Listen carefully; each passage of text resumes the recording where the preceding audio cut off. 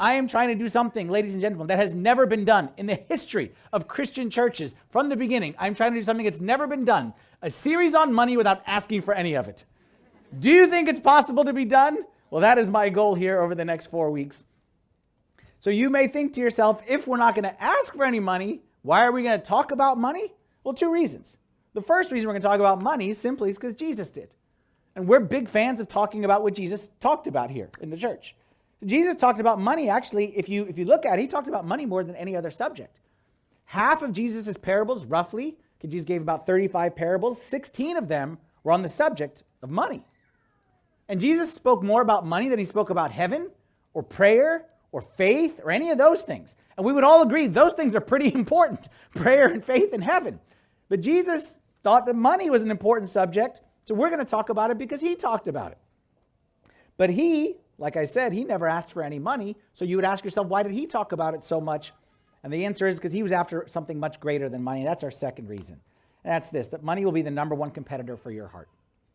Money will be the number one competitor for your heart. Our hearts belong to God. Jesus, we love you with all of our heart, soul, mind, and strength. Those are all the right things that we always want to say. But the number one competitor for your heart will be money. And that's why Jesus spoke about it. He spoke about money not because he wanted to have more of it, but he wanted to make sure that it didn't have us.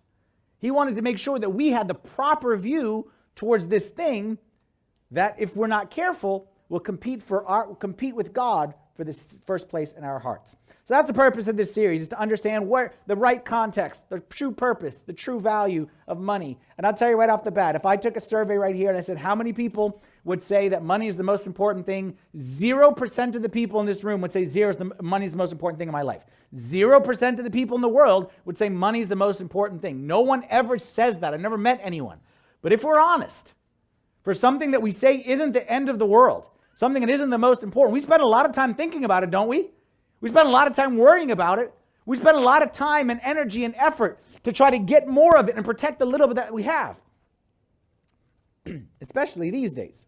You don't got to get very far in a conversation before the subject comes back to inflation, gas prices, economy, stock market, 401k, retirement. Like, this is something that's on everyone's mind these days. All of us would say life is about more than money, yet we spend a lot of time and energy on it. And I believe it's because maybe, just maybe, the reason money has such a hold on us is because maybe we don't view it in the proper way. So we're going to take a step back in this series over the course of these next 4 weeks. And we're going to ask Jesus, you spoke about money a lot. Tell us, how should we view money? What should be our mindset as to what the value and the purpose of money? Hopefully we'll answer that question. We're going to start with a passage from Matthew chapter 6, verse 19 through 24. Okay? And in it, Jesus makes clear the importance of looking at this money area. He says, do not lay up for yourselves treasures on earth. Do not lay up for yourselves treasures on earth where moth and rust destroy and where thieves break in and steal. But lay up for yourselves treasures in heaven where neither moth nor rust destroys and where thieves do not break in and steal. Here's the connection. For where your treasure is, there your heart will be also. What Jesus is saying, this isn't my words. Jesus is saying is that money is an indicator of the heart. Money tells you what's really on the inside. And actually, we as a society, we know this because finish the expression for me when I want to know what you really, really mean.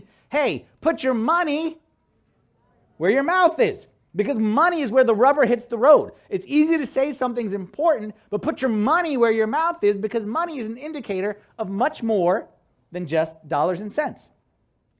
Now he goes on. After telling us this, he tells us a weird couple of verses, and I want to look at these verses. Sometimes we look at these verses outside of the context of this passage. So here he's talking about where your treasure is, there your heart will be. Don't go for the wrong kind of treasures, the right kind of treasures. And then he says this, the lamp of the body is the eye. If therefore your eye is good, your whole body will be full of light. But if your eye is bad, your whole body will be full of darkness. If therefore the light that is in you is darkness, how great is that darkness? And you look at that, we usually take these verses having nothing to do with money. And we put them all by themselves and we say, yes, our eyes should be pure and we should only look upon holy things. But this is in the context of money. And what Jesus is telling us right here is fix your eyes. Make sure that you see things properly. Don't lay up for yourselves treasures over there. Make sure you have the right treasures because your treasure is your heart. Fix your eyes. Understand. Have the right perspective. And I prove to you that it's still about money because the next verse tells us that.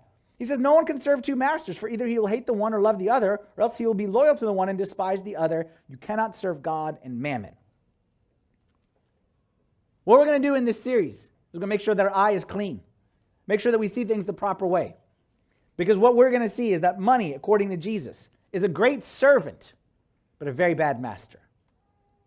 And if we learn how to make money our tool, our servant, our means, then we'll be in good shape. But if not, we'll be in trouble. And that's the key thought of this series.